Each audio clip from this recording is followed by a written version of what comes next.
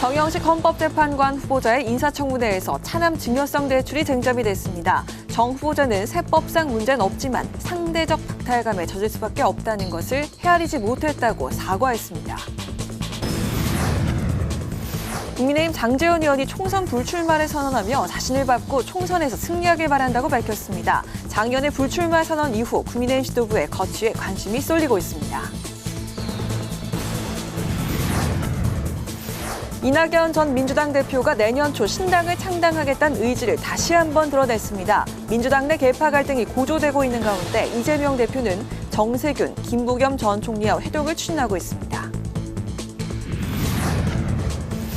파워 인터뷰, 오늘은 김윤영 국민의힘 부대변인과 함께 내년 총선 불출마를 선언한 장제원 국민의힘 위원의 결단이 당내 중진 의원들의 거취에 어떤 영향을 주게 될지 살펴보고 여야가 예산안과 쌍특검 대치로 맞선 가운데 민생 법안 처리 속도를 높이기 위한 해법은 무엇인지 자세히 알아보겠습니다.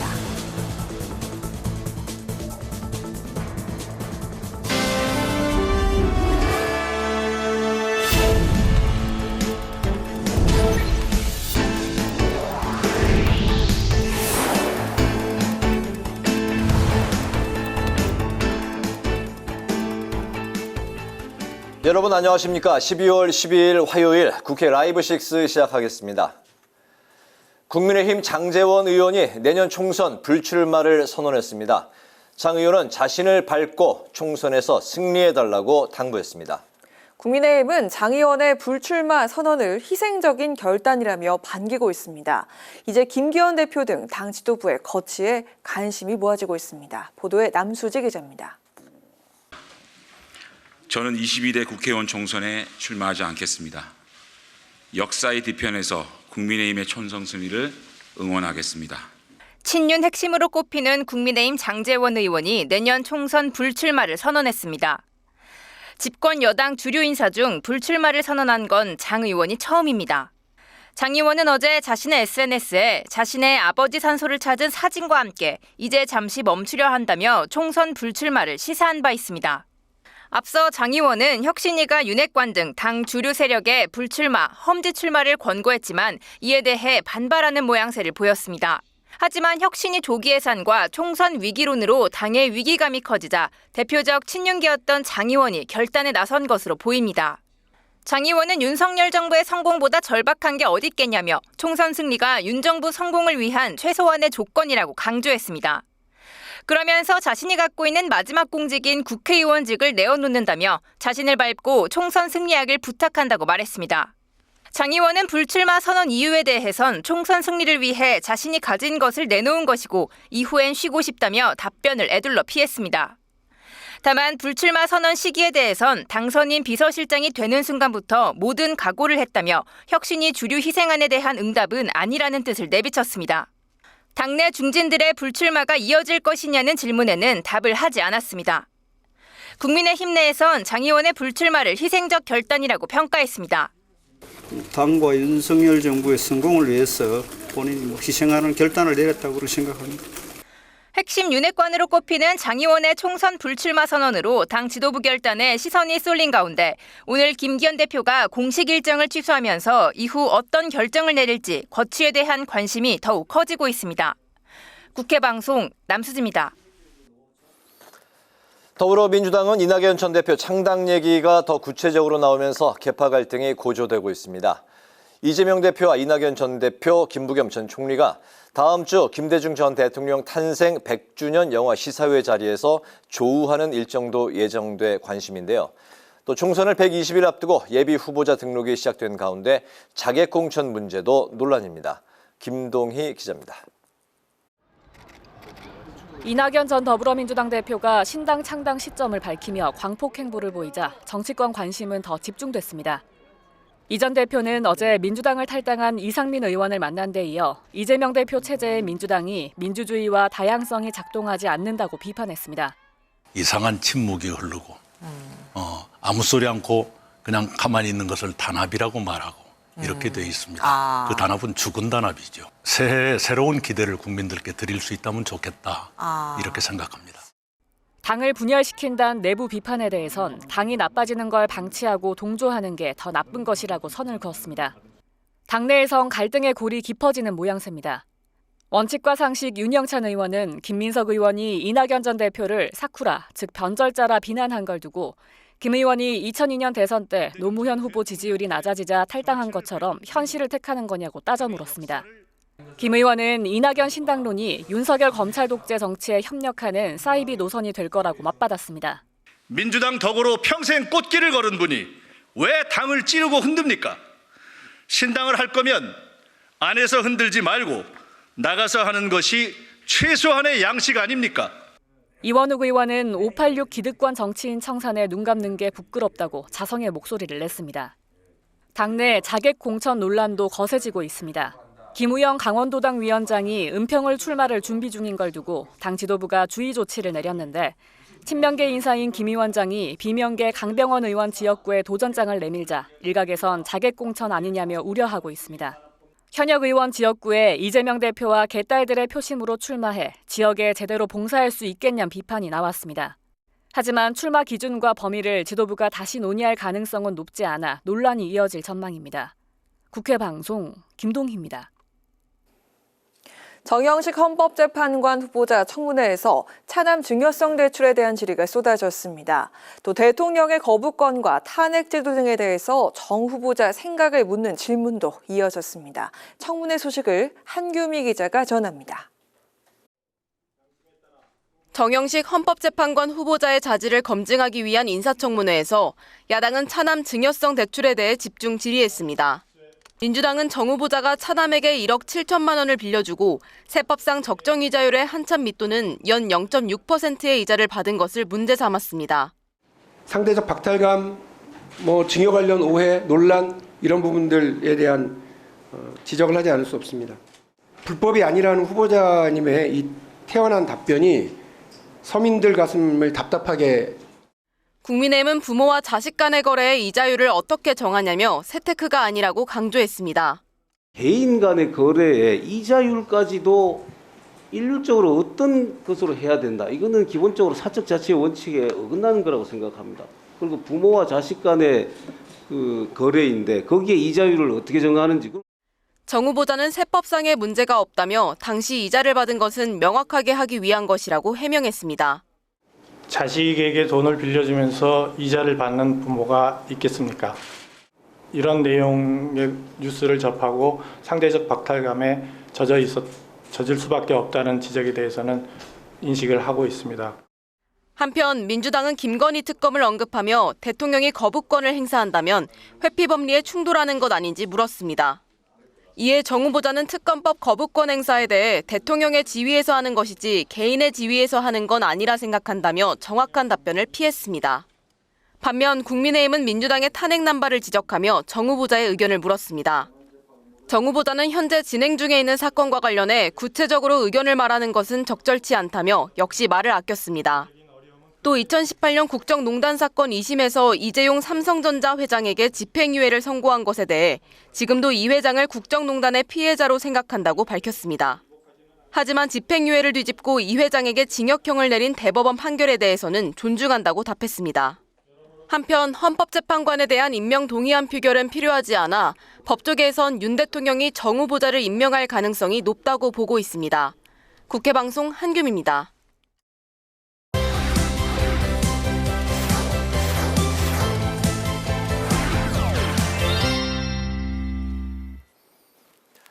네, 이슈픽 서원한 개건 기자와 함께 오늘 가장 큰 이슈였던 장제원 국민의힘 의원의 불출마 선언부터 짚어보겠습니다. 서 기자 어서 오십시오. 네, 안녕하십니까? 네, 어제 SNS에 의미심장한 글을 올렸던 장제원 의원이 결국 오늘 불출마를 이제 선언을 했는데 혁신위가 이제 맹탕으로 끝나는 것 같았는데 오히려 혁신위가 끝나면서부터 국민의힘의 변화가 본격적으로 시작되는 게 아닌가 이런 이야기들이 나오고 있네요. 네, 그렇습니다. 이 지난달만 해도 이 자신의 외곽 조직이었던 이 산악회 모임을 대규모로 동원을 하면서 이 서울 출마 제안을 완강하게 거절하는 뜻을 내비쳤던 장제원 의원이 오늘 불출마를 선언을 했습니다. 이 내부에서 반발을 사고 있는 김기현 대표까지 오늘 일정을 취소하고 자맹에 나서면서 이 앞으로 지도부와 친윤 핵심 인사들이 총선을 앞두고 어떤 결정을 내릴지 행보가 좀 주목을 받고 있습니다. 친윤 의원 중에서도 특히 일명 김제동, 김기현, 장제원, 권성동 등 이 친윤 핵심들에게 이 불출마 및 험지 출마 등 용퇴를 혁신위가 처음 촉구했을 때만 해도 반발이 상당했었죠.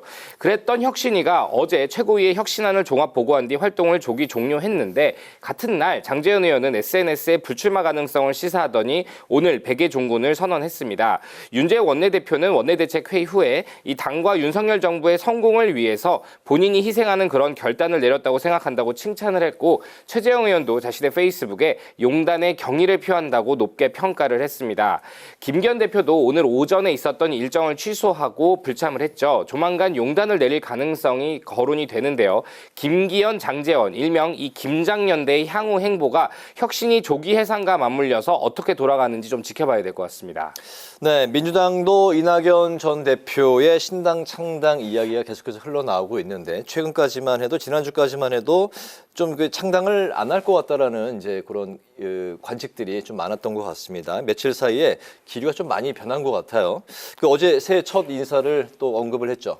네, 그렇습니다. 사실 미국에서 귀국한 뒤 이낙연 대표가 사실은 좀 자맹을 했었거든요. 네. 하지만 이 최근 들어서 이 강연과 언론 인터뷰 등 이 본격적인 정치 행보를 하고 있고요. 이 자리에서 자신의 생각에 대해서 조금 더 선명하게 밝히다 보니까 이 신당 창당 가능성이 조금 더 무게를 받고 있는 것 같습니다. 네. 이 어제는 MBN 뉴스에 출연을 해서요. 이 언제쯤 신당을 창당할 것이냐라는 질문에 대해서 새해에 이 새로운 기대를 국민들께 드릴 수 있으면 좋겠다라고 답을 했거든요. 네. 즉 새해라는 시점을 약간 흘린 겁니다.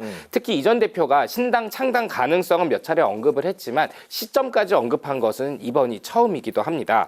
이 김민석 의원 등 민주당 내에서 이 신당 창당을 놓고 분열이다라고 비판을 하고 있는데요. 이에 대해서는 당이 몹시 나빠지고 있는 것을 방치하고 동조한다면 그것이 더 큰 죄악일 수 있다라고 맞섰습니다. 이낙연 전 대표가 이 신당 창당에 총대를 매는 그런 흐름인데요. 이 어제는 무소속으로 이미 탈당한 이상민 의원을 만나서 지혜를 많이 보태달라며 이 제가 뭐가 부족한지 이상민 의원이 잘 알지 않냐라고 제안을 했다고 합니다. 이 원칙과 상식도 이 12월까지 민주당이 변화하지 않으면 거취를 결단하겠다면서 탈당 가능성을 시사했습니다. 물론 이재명 대표도 이에 맞서서 정세균, 김부겸 전 총리와의 만남 일정을 조율하는 등 이 후폭풍을 최소화하려 하고 있지만요. 이 총선을 앞두고 비명계의 신당행 가능성이 조금씩 점쳐지고 있습니다. 때문에 민주당이 총선을 단합된 모습으로 치를 수 있을지는 지켜봐야 될 것 같습니다. 네, 그 종합적으로 이제 그 서 기자가 취재를 이제 여기저기 많이 했을 텐데 신당 창당 가능성에 대해서는 좀 어떻게 좀 이야기를 할 수 있을까요? 여러 가지 전제 조건이 좀 있어야 된다고 생각을 하지만 네. 지금은 일단 이낙연 전 대표가 신당 창당에 무게를 두고 계속 행보를 하고 있기 때문에 네. 이 시도가 저는 한동안 계속될 거라고 생각합니다. 한동안 계속되고 신당 창당 가능성이 점점 많이 높아지고 할 것 같다는 생각을 하시는 건가요? 이 오늘 보도를 보면 이 이낙연 전 대표가 지금 유승민 전 의원에게도 이제 러브콜을 해서 만나기로 했다라는 얘기가 나오고 있거든요. 네. 이런 일련의 과정 속에서 이낙연 전 대표가 얼마나 큰 빅텐트를 형성하고 이게 여론조사 과정에서 어느 정도 유의미한 지지율을 보는지가 결국 신당 창당에 얼마나 큰 힘이 될지를 판단할 수 있을 것 같습니다. 네, 서 기자의 오늘 그 취재 이제 종합 결과 이야기 뉘앙스를 봤을 때는 서 기자는 좀 그 이낙연 전 대표의 신당 창당 가능성으로 좀 무게를 많이 두고 이야기를 하고 있는 것 같습니다. 한번 지켜보기로 하고 다음 이슈로 한번 넘어가 볼까요? 오늘 그 2+2 협의체 첫 번째 회의가 있었는데 각각 양쪽에서는 10개의 입법안을 들고 와서 이야기를 이제 하기로 했었는데 분위기가 좀 궁금하네요. 네, 그렇습니다. 제가 지난주에 출연해서 이 매주 화요일 정기적으로 이 2+2 협의체를 만나서 여야가 협의하기로 했다라고 전해드렸었죠. 네. 그리고 오늘 그 첫 회의가 열렸습니다.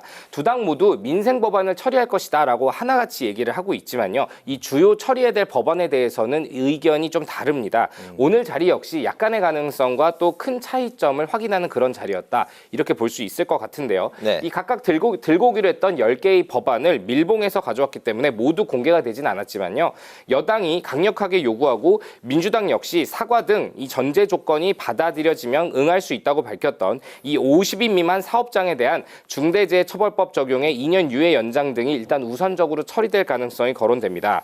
또 이 우주항공청을 설치하고 운영에 관한 법률인 이 우주항공청법, 또 사용 후 핵 연료에 대한 처리가 내용이 담긴 이 고준위 방사성 폐기물 관련 특별법, 이 한국산업은행을 부산으로 옮기는 한국산업은행법 일부 개정 법률안 등도 이 2+2 협의체 협상 테이블에 오를 것으로 전망이 됩니다. 네. 하지만 여전히 이 국회 법제사법위에는 300건이 넘는 이 다른 상임위원회의 소관 법안들이 계류가 돼 있는데요. 이 2+2 협의체에서 속도를 내더라도 모두 처리가 어렵다는 전망이 벌써부터 나옵니다. 그래서인지 지난 20대 국회 때처럼 임기 만료를 앞두고 마지막 입법 성과를 올리기 위해서 내년 2월에 이 추가로 임시국회를 소집할 가능성도 벌써부터 거론되고 있습니다. 그렇군요. 그리고 이제 20일까지 우선적으로 처리하기로 했던 예산안의 경우는 여야 간 합의가 이제 이르기가 조금 힘들어 보이는데, 예를 들어서 민주당에서 이제 수정안을 이제 조금 만들어서 단독으로 처리할 가능성, 이 부분이 또 언급이 되고 있네요. 네, 그렇습니다. 일단 협의는 하겠지만 국민의힘이 양보하지 않으면 단독으로라도 20일에 처리하겠다는 게 민주당의 바뀌지 않고 있는 입장입니다. 네. 이번 주에 이 예산 결산 특별위원회 간사 간 협상도 하고 또 필요하다면 2+2 협의체 원내대표까지 함께 해서 만나겠지만 국민의힘이 전향적인 자세를 보여줘야 한다는 게 민주당의 기본적인 요구사항입니다. 이 반면 국민의힘은 정부의 예산 편성권을 존중해줘야 된다라는 입장이 바뀌지 않고 있는데 특히 자세히 보면 입장 차이가 좀 있습니다. 당장 이 R&D 혹은 원자력 재생에너지, 지역화폐, 또 정부 특수활동비 예산 문제 등을 놓고 여야 간의 간극이 좁혀지지 않고 있습니다. 무엇보다 그 사이에 터질 뇌관들도 많습니다. 이 약속한 기일인 20일까지 예산안 합의에 성공을 한다 하더라도 그 사이에 이 쌍특검과 3대 국정조사 요구라는 지뢰밭이 남아 있는데요. 네. 특히 이 중에서도 쌍특검은 임시국회의 핵심 내관으로 꼽힙니다. 민주당이 28일 본회의에서 강행 처리를 이미 예고를 했죠. 민생법과 예산안을 놓고 협치를 하겠다고 하면서도 만일 이 김건희 여사 특검이 담긴 이 쌍특검을 민주당이 강행을 할 경우에는 국민의힘이 반발할 수밖에 없는 그런 상황인데요. 때문에 이뤄지고 있는 이번 12일 임시국회를 이해하기 위해선 이 예산안과 민생법을 처리하기 위한 이 협치기구 2+2 협의체의 움직임과 함께 여야가 첨예하게 다툴 수밖에 없는 이런 쟁점과 이슈들의 흐름도 함께 맞물려서 이해해야 될 것 같습니다. 네, 오늘 이슈픽 여기까지 듣도록 하겠습니다. 서원한 객원 기자와 함께했습니다. 오늘 말씀 잘 들었습니다.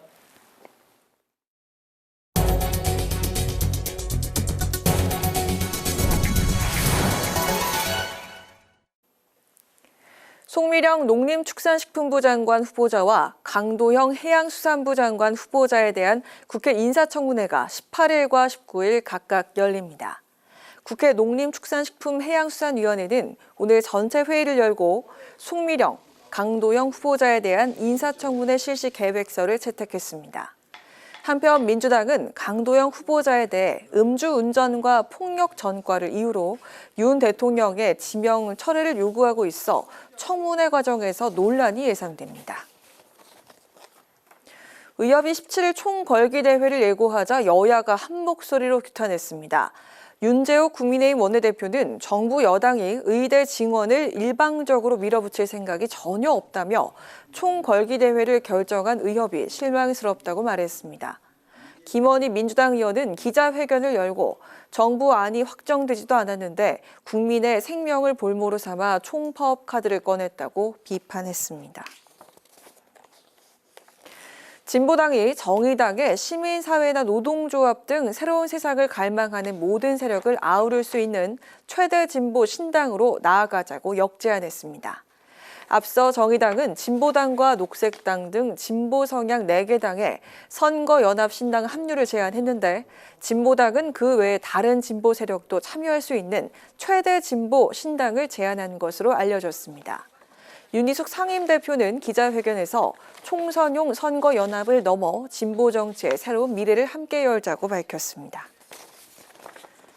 김진표 국회의장이 희망 2024 나눔 캠페인에 참여해 이웃들에게 따뜻한 마음을 전했습니다. 김 의장은 특별 생방송에 출연해 모든 국민들이 어려운 이웃들에게 조금이라도 도움이 될 수 있는 나눔 행보에 참여하길 바란다고 당부했습니다. 김 의장은 또 나눔의 자리를 마련해 준 것에 감사하다며 더 많은 나눔의 기회가 있으면 좋겠다고 말했습니다.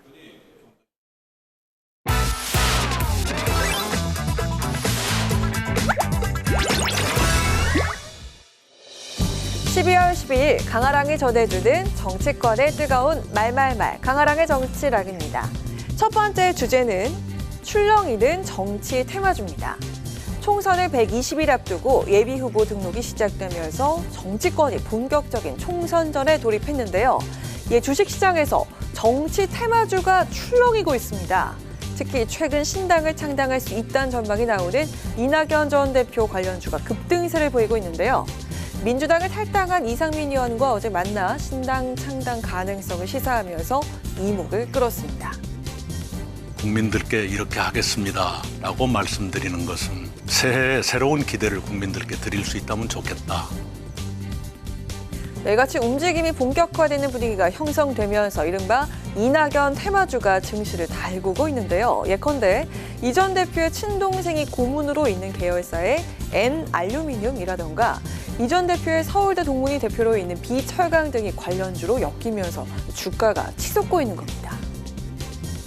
이낙연 신당론은 결국 윤석열 검찰 독재의 공작 정치에 놀아나고 협력하는 사이비 야당, 즉 사쿠라 노선이 될 것입니다. 하지만 친명계를 중심으로 당내 강도 높은 비판이 이어지면서 계파 갈등을 비롯한 잡음이 계속되고 있는 상황인데요. 그런가 하면 여당 측에서 요동치는 테마주는 단연 한동훈 장관입니다. 앞서 지난달 27일 상한가를 찍은 D홀딩스는 현재 상승세가 주춤한 모습인데요. D홀딩스 임세령 부회장과 오랜 연인인 배우 이정재 씨가 한 장관과 저녁 식사를 함께할 사진이 공개되면서 이른바 한동훈 테마주로 인식된 덕분이었죠. 하지만 임창욱 명예회장이 보유 중인 우선주를 전량 매도하면서 급등세 제동이 걸렸습니다. 저는 정무직이지만 임명직 공직자고 제가 진퇴하는 문제는 제가 정하는 문제는 아닙니다. 매일매일 하루하루 최선을 다해야 한다고 생각합니다. 오늘도 그런 차원의 일환이고요. 출마설과 관련해선 긍정도 부정도 하지 않은 한 장관. 연말 연초 예정된 원포인트 개각을 통해 등판 효과를 극대화할 것이란 시나리오가 제기되고 있습니다. 이처럼 총선을 앞두고 주요 인물의 친인척이나 동문 등이 재직한 회사 주가가 이상 급등하는 현상이 이어지고 있는데요. 하지만 막상 이들 종목 대부분은 후보의 성패와 회사의 실적 사이에 별다른 연관성이 없는 만큼 바야흐로 정치의 계절인 이때 그 어느 때보다 투자에 주의할 필요가 있어 보입니다. 두 번째 주제 보겠습니다.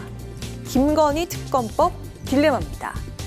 민주당이 이달 안에 무조건 김건희 여사 특검법과 대장동 50억 특검법, 이른바 쌍특검을 밀어붙인다는 계획을 밝히면서 여야의 연말 대치가 극에 다다를 것으로 보입니다. 거부권 행사, 꿈도 꾸지 마십시오. 국민의 요구에 의한 쌍특검 통과로 대한민국의 정의를 바로 세워 나가겠습니다. 대통령이 늘 그렇듯이 거부권을 행사한다고 가정을 해봅시다. 이럴 경우 엄청난 후폭풍과 민심 이반으로 국민의힘 총선은 기대 난망으로 폭망할 것입니다. 민주당이 오는 28일 본회의에서 김건희 여사 특검법 처리를 예고하자 여당 내부에선 대통령의 거부권 행사가 필요하다는 목소리가 높은데요. 그냥 특검 가지고 총선하는 거예요. 저는 당의 의원 입장에서는 절대 저거는 거부해야 된다고 생각을 합니다. 저도 특검 자체는 반대합니다. 김건희 여사에 대한 국민적 비호감이 워낙 높아서 그 여론에 영합하려고 하는 건데요. 여권이 김건희 특검법을 반대하는 이유는 크게 세 가지가 꼽히고 있습니다. 첫째, 역대 특검 사례를 봤을 때 사실상 수사 상황이 생중계되면서 총선 기간 내내 여론을 악화시킨다는 것. 둘째, 수사 범위가 모호하다는 것. 셋째, 민주당 입맛에 맞는 검사가 최종 임명될 수밖에 없는 구조라는 것입니다. 하지만 내부에서 특검을 받아야 한다는 목소리가 나오고 있는데요. 특검법 통과됐다. 그런데 거부권을 썼다. 그래서 재의결을 해야 되는데 그러면 그 시점부터 민주당 의원들은 방송 나와서 떠들 거예요. 니네는 김건희 방탄당이다. 김건희 여사 특검에 대한 거는 인생의 좋은 경험이라 생각해야지 어쩔 수 없다. 대통령 가족 수사에 대한 방탄 논란, 여당으로서도 부담일 수밖에 없을 텐데요. 총선을 앞두고 그야말로 김건희 여사 특검법 딜레마에 빠진 이 상황. 대통령실은 과연 어떤 선택을 할까요? 지금까지 강아랑의 정치랑이었습니다.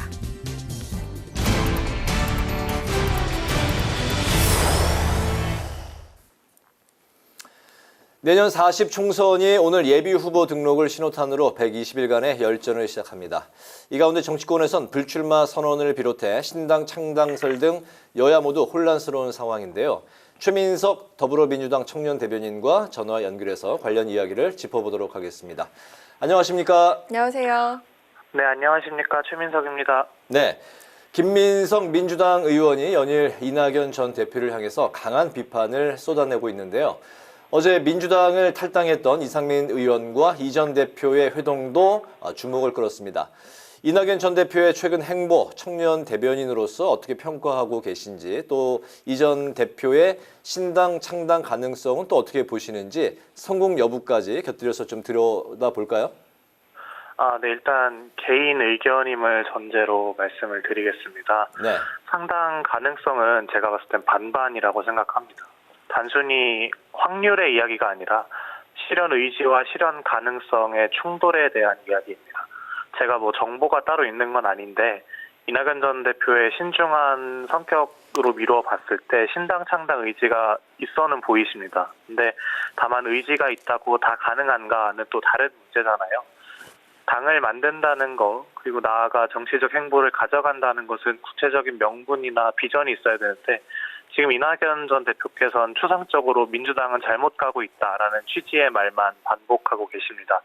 왜 잘못됐고 어떻게 바뀌어야 하고 그래서 무엇을 추구하겠다는 구체적인 메시지도 없는 상황에서 어떻게 한 인물에 대한 비토정서만 가지고 민주당 지지층과 국민들을 설득하고 규합해서 신당을 만들 수가 있겠습니까? 그래서 이런 지점에서 저는 또 당의 후배로서 이낙연 전 대표께 좀 서운함과 실망감이 큰 상황이고요.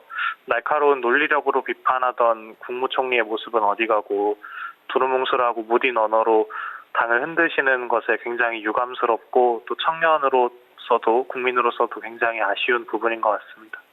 네, 이낙연 전 대표가 내년 1월 신당 창당까지 시사를 했음에도 정작 이재명 대표는 침묵을 이어가고 있는데 그 이유가 뭐라고 보시는지, 그리고 이재명 대표의 현재 혼란스러운 상황을 정리하기 위해서 어떤 입장을 취해야 한다고 보시는지 들어보도록 하겠습니다.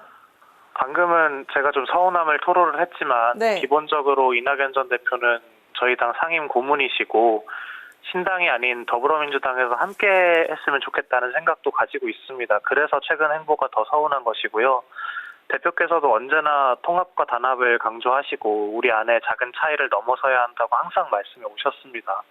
지금 이재명 대표께서 직접 이 사안에 대해 언급을 하면 분명히 여러 해석과 추측이 이어질 것이고 또 다른 분열과 혼란을 초래할 가능성이 크기 때문에 차분히 이낙연 전 대표님을 그리고 이것을 언급할 수 있는 적절한 시점을 기다리고 있으신 것이라고 생각을 합니다. 그래서 저희 이재명 대표도 그렇고 저희 당도 그렇고 앞으로도 지금까지 그래왔듯이 끝까지 모두와 함께 통합하고 단합하는 입장을 견지해야 한다고 생각하고 함께 할 수 있는 분 그리고 또 만들고 싶은 세상의 모습에 교집합이 있다면 얼마든지 민주당과 함께 걸어갈 거라고 생각합니다. 네. 이제 김건희 여사 리스크의 시간이다. 어제 민주당 최고위에서 나온 발언인데요. 쌍특검법 처리를 오는 28일 본회의로 민주당이 이제 못을 박았습니다. 대통령의 제 요구권이 이제 다시 예상이 되고 있는데 여당 내부에서도 이를 두고 찬반 논쟁이 불고 있는 상황인데요. 김건희 여사 특검법을 총선용 특검이라고 비판하고 있는 국민의힘에 민주당에서는 반론을 제기한다면 어떤 그 논리가 있을까요? 네, 간단합니다. 일단 국민 10분 중에 7분이 김건희 여사 특검의 거부권을 사용하면 안 된다고 답하셨습니다. 그럼 국민의힘은 70%의 국민께서 총선용 정쟁을 하고 계시다고 주장하고 싶으신 것인지 되묻고 싶고요. 또 김건희 여사 주가 조작건에 대해서는 이미 녹취록이나 대화 기록, 계좌 내역 이런 것들이 좀 등장하지 않았습니까? 그런데 검찰 수사는 아직까지도 미적되고 있습니다. 그럼 특검으로 진실을 밝혀야 되는 게 인지상정이라고 생각하고요. 선출직 공직자나 국회의원도 아닌 영부인에게 있지도 않은 불체포 특권을 주기 위해서 국민 대다수가 원하는 특검법을 막는 거. 이게 방탄이 아니면 저는 뭐가 방탄인지 참 궁금하고요. 나름 이제 집권 여당인데 부디 김건희 방탄당으로 전락하지 않길 바랍니다. 그리고 이번 쌍특검에는 김건희 여사 건뿐만이 아니라 대장동 50억 클럽 특검도 포함이 되어 있습니다. 국민의힘에서 굉장히 많이 물고 늘어지는 문제가 대장동 문제인데 이거에 관해서도 파헤치자는 것이니까 특검을 안 받으면 국민의힘이야말로 이 사안들을 총선용 또는 정쟁용으로 활용하려고 하고 있다는 비난을 피할 수 없을 것입니다. 그래서 따라서 좀 당당하게 국민의힘도 특검에 응했으면 좋겠습니다.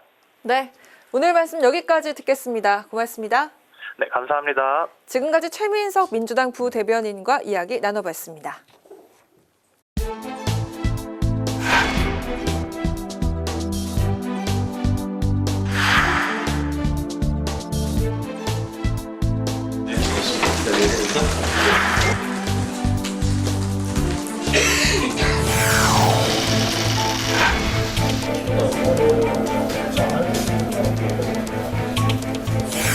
역사의 뒤편에서 국민의힘의 천선 승리를 응원하겠습니다. 또 한 번 백이종 군의 길을 갑니다. 총선 승리가 윤석열 정부 성공의 최소한의 조건입니다. 그래서 제가 가진 마지막을 내어놓습니다. 저를 비롯한 우리 당 구성원 모두는 국민 눈높이에 맞지 않는 모든 기득권을 내려놓고 사적성의 각오와 민생과 경제를 살리라는 국민의 목소리에 답해 나갈 것입니다.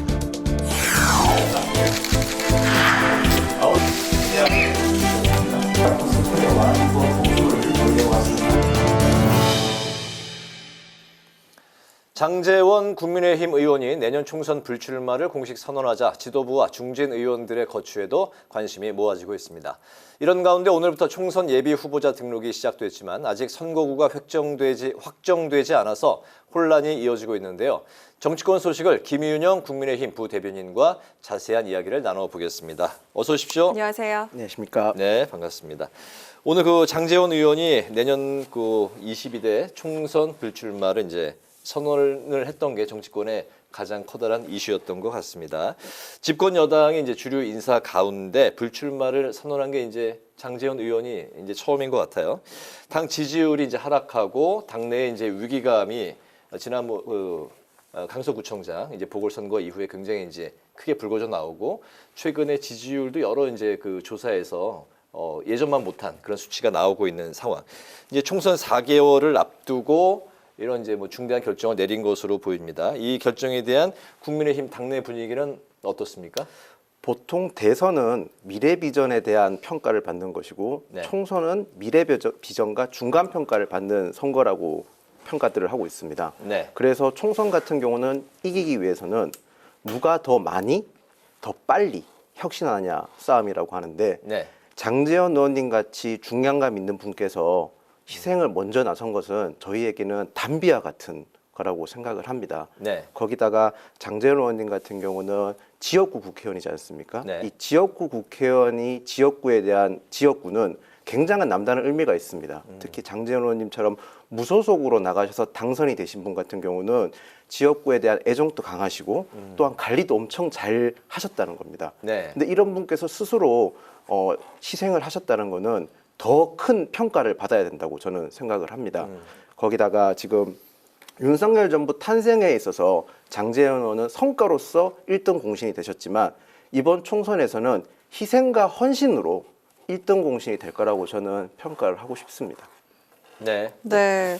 앞서 김기현 국민의힘 대표는 혁신안을 질서 있게 추진하겠다 이렇게 대답을 했습니다. 자신을 향한 퇴진론을 일축을 한 건데요. 반응이 좀 엇갈리고 있습니다. 내부에서도 좀 이견이 있는데 김석기 최고위원은 대안 없는 지도부 흔들기를 멈춰야 한다 이렇게 얘기를 한 반면에 김병민 최고위원이 김기현 대표 희생 결단 이번 주가 골든타임이다 이렇게 주장을 했습니다. 오늘 거취 숙고에 들어간 김 대표가 어떤 결정을 과연 내리게 될지 한번 예측을 해볼까요? 장제원 의원님께서 불출마하면서 이게 더 논란이 좀 불거지고 있는 상황인데 장제원 의원님과 김기현 대표는 조금 다른 결로 봐야 됩니다. 네. 이유는 김기현 대표는 당 대표시기 때문이죠. 그래서 김기현 대표께서는 총선을 4개월 앞둔 당 대표입니다.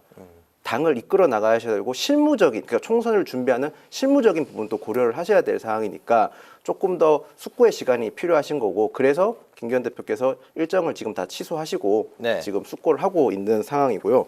어제 최고위원회에서 기득권을 내려놓겠다라는 말씀을 하셨는데, 물론 구체적인 방법이나 시간이 없어서 불만을 가지시는 분도 있지만, 그 기득권을 내려놓겠다는 그 기득권에 많은 것이, 저는 모든 것이 다 포함되어 있다고 생각합니다. 물론 김기현 대표의 선택의 시간이 많이 남아있지 않는 것은 분명한 사실이지만, 김기현 대표께서는 저는 이번 주 안으로 결정을 하실 거라고 믿고 있고요. 네.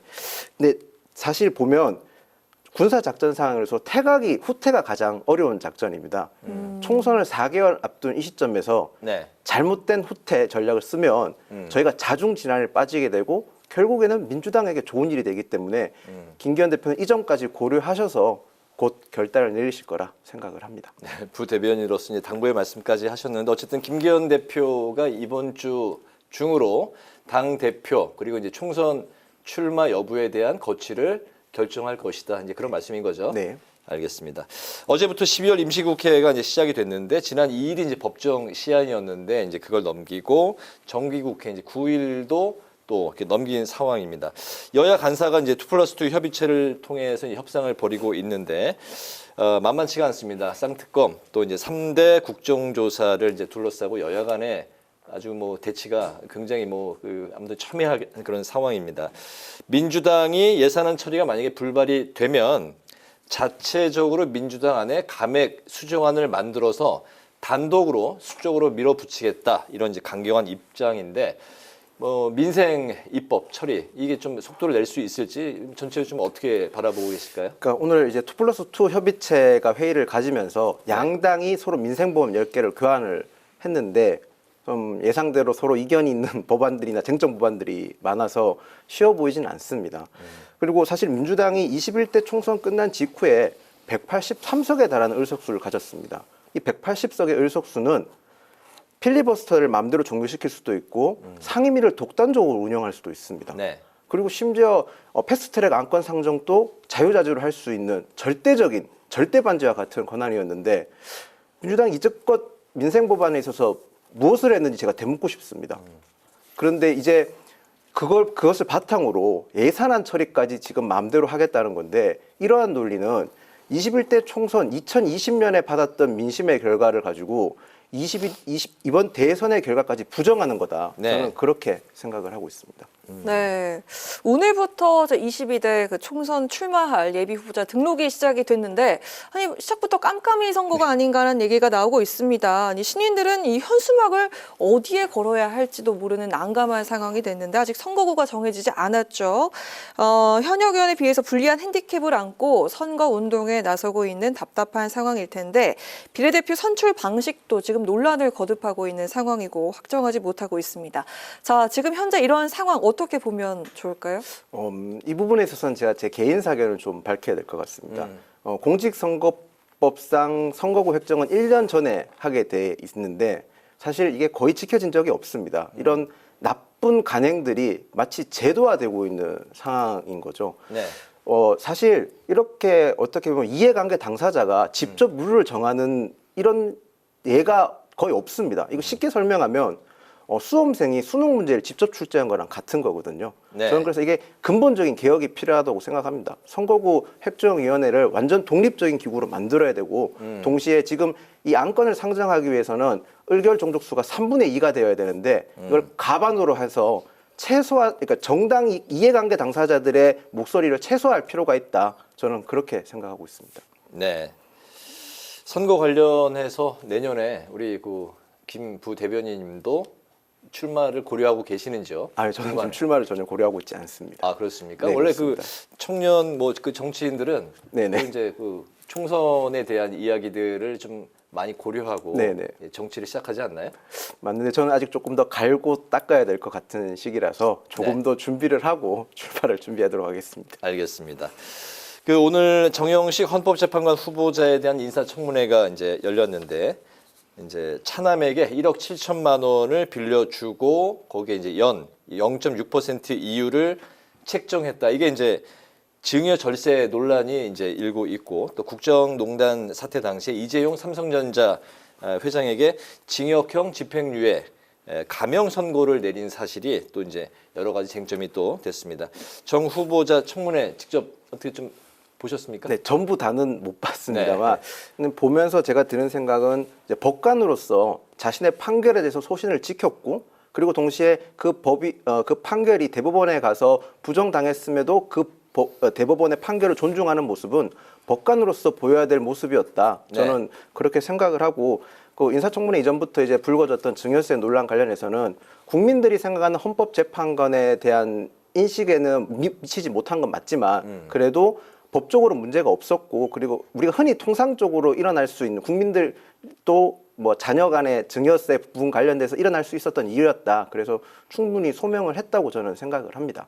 네, 알겠습니다. 저희 국회 라이브 6 첫 출연이신데요. 예, 그렇습니다. 네, 오늘 뭐 못하신 말씀 있으시면 저희가 좀 시간 드릴 테니까 이 자리를 좀 빌려서 좀 이야기를 해보실까요? 네. 저는 이번 국회가 사실 조금 더 건설적이고 조금 더 정쟁이 없는 협치가 좀 이루어졌으면 하는데 민주당은 거대 의석수로 무조건 밀어붙이기만 하고 사실 국민의힘 입장에서는 답답한 게 많습니다. 국민들에게 호소하는 거 말고는 할 수 있는 방법이 없거든요. 그래서 그렇다고 해서 저희가 손 놓고 있지는 않습니다. 나름 뭐 2+2 협의체 같은 경우도 윤재욱 원내대표가 직접 제안해서 저희가 소수 여당으로서 할 수 있는 방안을 모색하고 있는 거고 저희가 여당이지만 야당으로서 역할을 하고 있고 이것이 국민들 눈높이에 맞지 않는 모습도 있을 텐데 조금 더 혁신하고 낮은 모습으로 국민들에게 다가갈 수 있도록 그렇게 노력하도록 하겠습니다. 알겠습니다. 네. 방송 라디오는 이제 많이 출연하셨고 TV가 오늘 첫 출연이었는데 어떠셨어요? 많이 긴장됐습니다. 네. 근데 평소에 좀 많이 웃으시는 것 같아요. 네. 예, 그 웃음으로 이제 여러 가지 부분들을 많이 또 다 채우셨던 것 같습니다. 예, 오늘 반가웠습니다. 국회 라이브 6 파워 인터뷰 이제 마칠 시간이 됐는데요.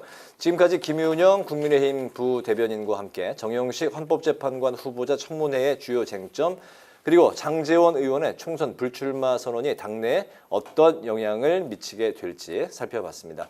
오늘 말씀 잘 들었습니다. 고맙습니다. 네, 감사합니다. 오늘 국회 라이브 6 여기까지입니다. 시청해주신 여러분 고맙습니다.